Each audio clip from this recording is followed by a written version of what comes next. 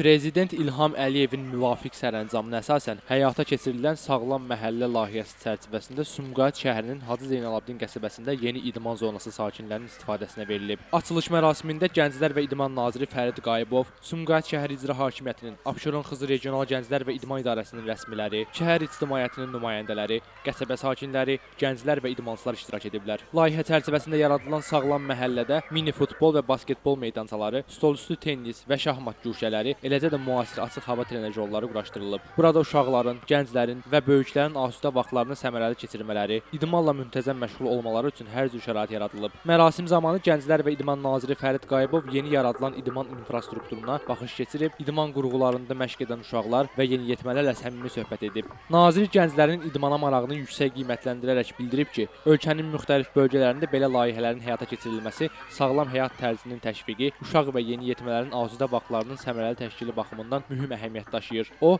gənc idmançılara uğurlar arzulayıb, onları idmanla müntəzəm məşğul olmağa, sağlam həyat tərzini seçməyə çağırıb. Nazir həmçinin məhəllə sakinləri ilə söhbət edərək onların yeni idman zonasının yaradılması ilə bağlı fikirlərini dinləyib, belə layihələrin insanların gündəlik həyatına müsbət təsir göstərdiyini, ailələrin və xüsusilə uşaqların təhlükəsiz və müasir şəraitdə istirahət etmələri üçün geniş imkanlar yaratdığını vurğulayıb. Sumqayıt şəhər icra hakimiyyəti başçısının birinci müavini Teymur Səmədov bildirib ki, şəhərdə son illər həyata keçirilən geniş miqyaslı abadlıq və quruculuq işləri çərçivəsində nümunəvi məhəllələrin salınmasına xüsusi diqqət yetirilir. O qeyd edib ki, müasir məhəllələrin yaradılması sakinlərin rahatlığının təmin olunmasına, şəhərin sosial infrastrukturunun daha da inkişafına xidmət edir. Teymur Səmədov vurğulayıb ki, bu cür layihələr uşaqların və gənclərin sağlam böyüməsinə, onların idmana marağının artırılmasına, eyni zamanda sakinlərin asudə vaxtlarının səmərəli təşkilinə mühüm töhfə verir. Birinci müavin əlavə edib ki, gələcəkdə də Sumqayıtda yeni ictimai məkanların, yaşıllıq zolaqlarının və idman meydançalarının yaradılması istiqamətində işlər davam etdiriləcək. Qeyd edək ki, indiyədək Bakı şəhərində